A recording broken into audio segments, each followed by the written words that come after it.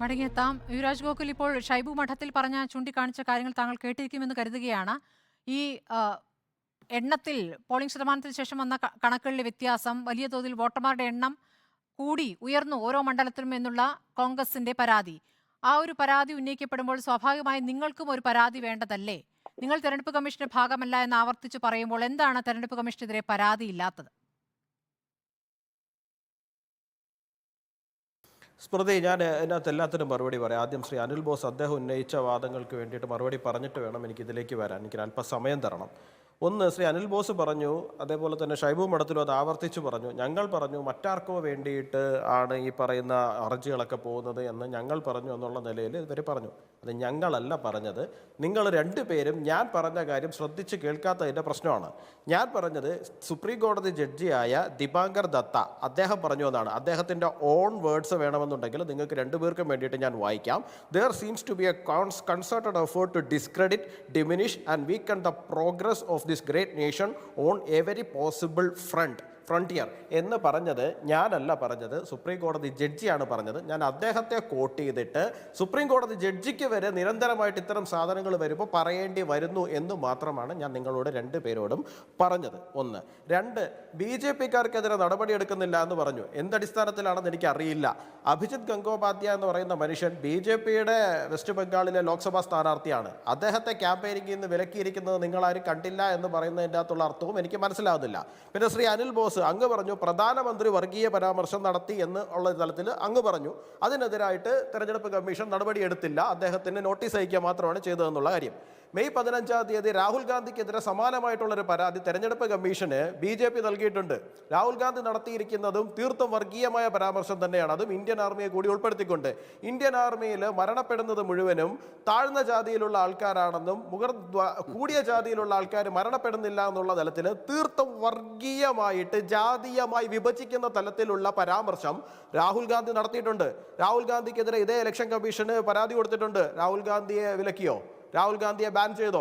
ഇല്ലല്ലോ. രാഹുൽ ഗാന്ധിക്ക് നോട്ടീസ് നൽകുക മാത്രമാണ് ചെയ്തിട്ടുള്ളത്. അപ്പോൾ തിരഞ്ഞെടുപ്പ് കമ്മീഷനെ സംബന്ധിച്ചിടത്തോളം ഈ രാജ്യത്തെ തെരഞ്ഞെടുപ്പ് നടക്കുന്നതിനിടയിൽ ഇത്തരത്തിലുള്ള പരാമർശങ്ങൾ അങ്ങോട്ടും ഇങ്ങോട്ടും ഒക്കെ ഉണ്ടാകുന്നുണ്ടാവും. അവരെല്ലാവർക്കും ശ്രീ MR അഭിലാഷ് പറഞ്ഞതുപോലെ തന്നെ അവർക്ക് ചിലപ്പോൾ പരിമിതികളുണ്ടാവും. ഈ പറഞ്ഞ താരപ്രചാരകർക്ക് നേരിട്ട് നടപടിയെടുക്കുന്നതിനകത്ത് അവർക്ക് ചിലപ്പോൾ പരിമിതി ഉണ്ടാകുമായിരിക്കും, ഉണ്ടാകില്ലായിരിക്കും, എനിക്കറിയില്ല. ഒന്ന്.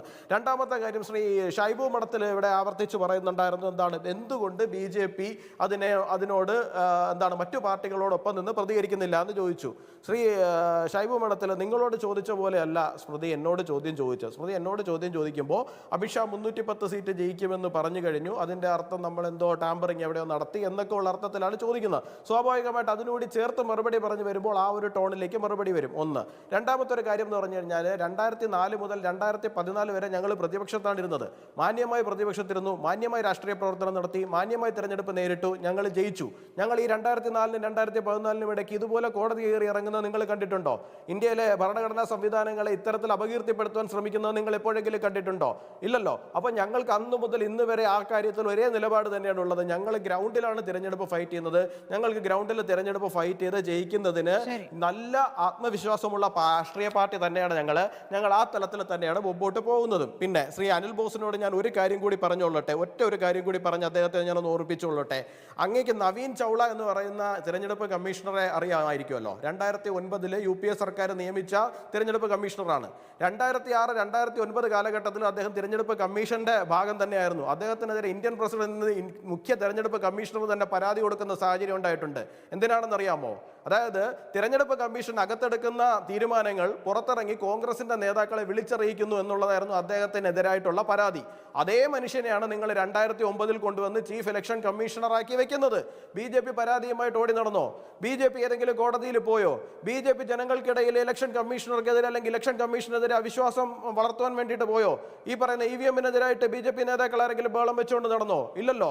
അപ്പോൾ നിങ്ങൾക്ക് തിരഞ്ഞെടുപ്പ് നേരിടാൻ അറിയില്ല, നിങ്ങൾ പരാജയപ്പെടാൻ പോവുകയാണ് എന്നുള്ള ബോധ്യം നിങ്ങൾക്കുള്ളത് കൊണ്ട് തന്നെ നിങ്ങൾക്ക് ആ പരാജയത്തിന്റെ ഭാരം ആരുടെയെങ്കിലുമൊക്കെ മുഖത്ത് കെട്ടിവെക്കണം, അല്ലെങ്കിൽ ആരുടെയെങ്കിലുമൊക്കെ തലയിൽ കെട്ടിവെക്കണം. മുഖം നല്ലതല്ലാത്തതിന് കണ്ണാടിയെ കുറ്റം പറയുന്ന ഒരു കാര്യം മാത്രമാണ് ഇപ്പോൾ നടക്കുന്നത്. ഷൈബു ചോദിച്ചല്ലോ BJP എന്തുകൊണ്ട് ഇതിനകത്ത് പ്രതികരിക്കുന്നില്ല? ആം ആദ്മി പാർട്ടിയാണോ കേസ് കൊടുത്തത്? അല്ല കോൺഗ്രസ് ആണോ കേസ് കൊടുത്തത്? അല്ലല്ലോ. ഈ കേസ് കൊടുത്തിരിക്കുന്നവരുടെ വിദേശ ഫണ്ടിങ് എവിടെ നിന്നാണ് വന്നിരിക്കുന്നത്? അതിൻ്റെയൊക്കെ പുറകിലേക്ക് ഒന്ന് പോയി നോക്കാമോ? അപ്പോൾ സ്വാഭാവികമായിട്ട് പല കാര്യങ്ങളും നമ്മുടെ മുന്നിൽ തെളിഞ്ഞു വരുന്ന സാഹചര്യങ്ങൾ ഉണ്ടാകും. ഞാൻ അതിലേക്കൊന്നും കടക്കുന്നില്ല. എനിക്ക് അതിലേക്കൊന്നും ഡിബേറ്റ് കൊണ്ടുപോകുന്നതിനോടും താല്പര്യമില്ല.